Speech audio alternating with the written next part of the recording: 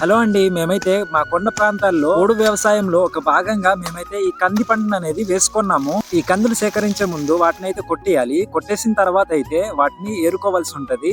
ఈ కందులను అయితే early morning కొట్టేయాలి, లేకపోతే అవి పగిలిపోయి ఆ గింజలు అనేవి వేస్ట్ అయిపోతూ ఉంటాయి. మాకైతే ఈ ఇయర్ అయితే ఈ కంది పంట కాపు అనేది అంతగా లేదు, నార్మల్ గానే ఉంది. కందులు మొత్తం సేకరించేసిన తర్వాత అయితే ఒక కళ్ళం దగ్గర అయితే ఈ విధంగా ఆరబెట్టుకోవాలి. ఒక సుమారుగా గంట సేపు అయితే ఆరబెట్టుకోవాల్సి ఉంటది.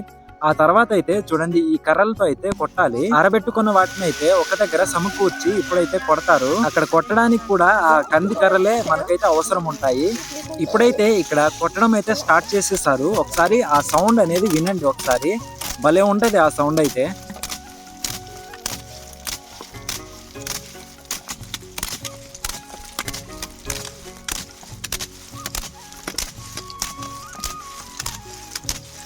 అందరూ కూడా కలిసికట్టుగా కొడితే ఇంకా చాలా బాగుంటది, కానీ ఒక్కొక్కసారి అటు ఇటు అవుతుంది. అయితే కొట్టడం అయిపోయిన తర్వాత మధ్యలో అయితే కర్రలు పేర్చేసి వాటిని తీయాలట ఎవరో ఒకరు. చూడండి, ఇప్పుడైతే ఒకరు లాగుతారు. అరే యార్, ఇలా లాగితే అన్నమాట ఒకవేళ నెక్స్ట్ ఇయర్కి ఒకవేళ కంది పంట వేస్తే మనకు బాగా కాపు వస్తుంది అని చెప్పేసి ఈ ప్రజలైతే నమ్ముతుంటారు. కొన్ని కొన్ని ఆచారాలు అయితే పాటిస్తూ ఉంటారు, కొన్ని కొన్ని అయితే ఇప్పటికే మానేశారంట. మాకైతే అసలు ఇలా చేస్తారని అసలు కూడా తెలియదు. ఇప్పుడే ఫస్ట్ టైం అయితే మేము చూస్తున్నాము. వాళ్ళు కర్రలు తీసిన వాళ్ళే ఈ విధంగా చూడాలంట చుట్టుపక్కల కూడా.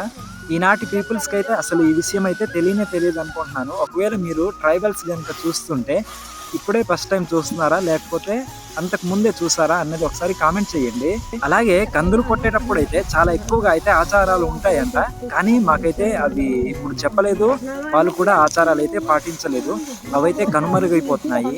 ఇంకా రానున్న రోజుల్లో అయితే ఆచారాలు, కొన్ని నమ్మకాలు అయితే కనుమరుగైపోతాయేమో అనుకుంటున్నాను. ఇక్కడ ఒకసారి చూడండి, ఎవరైతే ఫస్ట్ ఆ గంప దగ్గర ఎత్తుతారో వాళ్ళనైతే ముక్కు మీద ఒక 3 సార్లు అయితే కొట్టాలంట తగిలేంత వరకు. ఇదేదో కామెడీగా అయితే ఉంది, కానీ ఎవరి నమ్మకాలు వాళ్ళకి ఉంటాయి అన్నమాట. చూడండి, ఇప్పుడైతే గాలి అనేది విసురుతున్నారు. అక్కడ పొట్ట అనేది ఉంటది కదా ఆ గింజలతో కలిపి, అయితే ఆ గింజల నుండి ఆ పొట్ట అనేది వేరుగా ఎగిరిపోవడానికి అయితే ఇలా గాలి అనేది విసురుతున్నారు.